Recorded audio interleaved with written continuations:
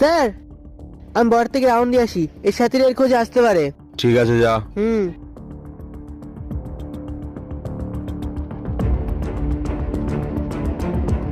আরে আমি তো বোমের উপরে পা দিয়ে দিয়েছি, এবার আমি কি করব?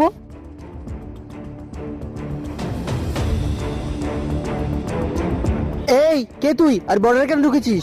স্যার আমি এখানে ফুটবল খেলছিলাম, ভুল করে বোমের উপরে পা দিয়ে দিয়েছি। বোম?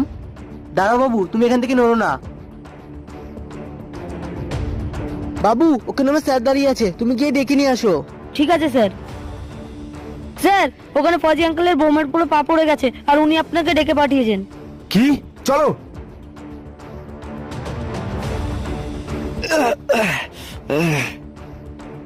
বাবু, তুমি তোমার বাড়ি যাও, আমি গিয়ে দেখছি। চল। স্যার,